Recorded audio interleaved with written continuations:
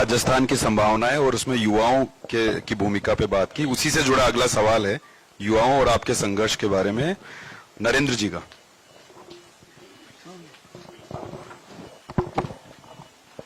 नमस्ते सर। नमस्कार। मेरा सवाल ये है कि आपने जो मई की चिलचिलाती धूप में लाखों लोगों के साथ जन संघर्ष यात्रा की थी, उसके परिणाम क्या रहे? देखिए, जब मैंने यात्रा निकाली थी तो मैं चाह रहा था किसी इशू पर हम सब लोग एक मत हैं, करप्शन का इशू। ये एक समाज की वास्तविकता है, लेकिन जहां प्रमाणित हो चुका है और जो हमारे संज्ञान में है उस पर हम अगर निर्णायक कार्रवाई नहीं कर रहे हैं तो उसका संकेत गलत जाता है। युवाओं से जुड़े जो इश्यूज हैं वो आज भी प्रासंगिक हैं। जब इतने सारे पेपर लीक हुए थे तो मैं आहत था। इसलिए आहत था कि घटना कहीं भी घट सकती है, लेकिन बार बार घट रही है, हम कारण नहीं ढूंढ पा रहे हैं, तो उसके लिए हम लोगों को कुछ प्रभावी कदम उठाने पड़ेंगे। और इसलिए मुझे लगा कि मैं सबका ध्यान आकर्षण करने के लिए उन मुद्दों को लेकर चलूं जो नौजवान लड़के लड़कियां जो 19, 20, 21, 22, 24 साल के हैं, वो तैयारी करें, मेहनत करें, कोचिंग लें, किराए के हॉस्टल में रहें, मेस का खाना खाएं, साल के 2-4 लाख रुपए खर्च करें, फिर पेपर लिखें और वो कैंसिल हो जाता है, लीक हो जाता है, या फिर वो ओवरेज हो जाते हैं।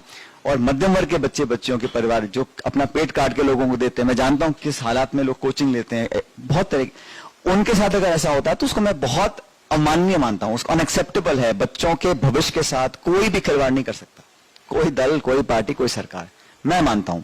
इसलिए मैं चाहता हूं इस पर कुछ ना कुछ हो, करप्शन पर हम स्ट्रांग स्टैंड लेते हुए दिखें।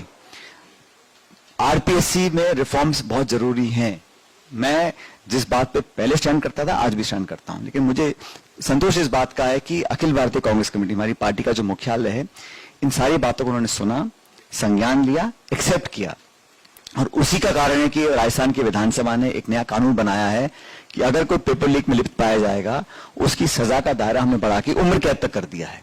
राजस्थान पहला राज्य पूरे देश में जहां उम्र कैद एज ए डेटरेंट, कि आप अगर पेपर लीक में पकड़े जाओगे आपको उम्र कैद की सजा होगी, ये कहीं राज्य में हुआ नहीं है। तो ये सब मैं समझता हूं जो मैंने इशू रेखांकित किए कहीं ना कहीं उसका परिणाम है। तो भाग्यवश जो रिफॉर्म में चाहता था राजस्थान पब्लिक सर्विस कमीशन में होने चाहिए वो समय रहते नहीं हो पाए, और उसी का कारण है शायद कि जो अभी एक आधो नियुक्तियां हुई हैं, पहले अभी हुई हैं रिसेंटली, वो ठीक नहीं है।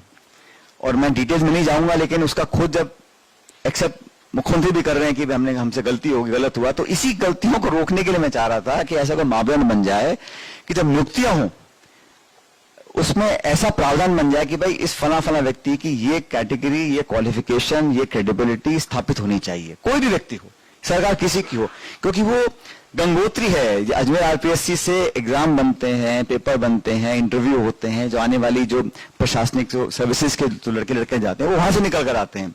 अगर वहां पर बैठने वाले लोगों की विश्वसनीयता में कमी है या उनकी क्रेडिबिलिटी को कोई चैलेंज कर रहा है तो नौजवानों के मन में विश्वास कैसे पैदा होगा?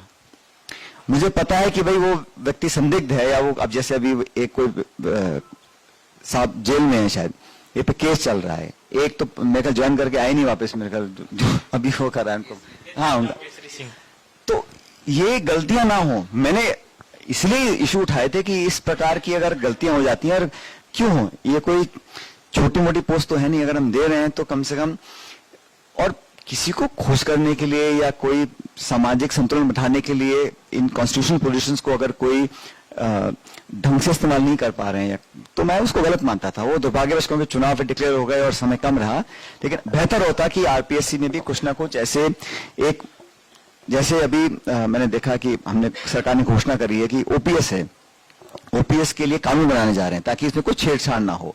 नरेगा एक पॉलिसी नहीं है, नरेगा कानून है, तो कोई सरकार उसको रद्द नहीं कर सकती है। पॉलिसी में परिवर्तन एक चिट्ठी से कर सकते हो, लेकिन कानून परिवर्तन करने के लिए आपको संसद में जाना पड़ेगा।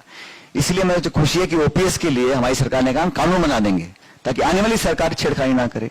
यही मैं चाहता था आरपीएससी के लिए भी कि इसमें एक ऐसा पुनर्गठन हो जाए, रिफॉर्म हो जाए और कुछ मापदंड तय हो कि बैकग्राउंड चेक कर लें। भाई कोई रिटायर्ड हाईकोर्ट जज है, कोई वाइस चांसलर है, कोई भी है, लेकिन एक मिनिमम क्वालिफिकेशन हो जाती है तो उससे एक बेहतर मापदंड तय होते हैं। वो दुर्भाग्यवश अभी हमारा पूरा होने में, उम्मीद करता हूं कि इस मैनिफेस्टो के अंदर कहीं ना कहीं उसका मेंशन हम लोग करा पाएंगे ताकि जब सरकार बने 23 में 3 दिसंबर के बाद तो उसको हम लागू कर सकें। आपने पेपर लीक के मामले में एक मुआवजे की एक बात की थी, उसी से जुड़ा सवाल पूछना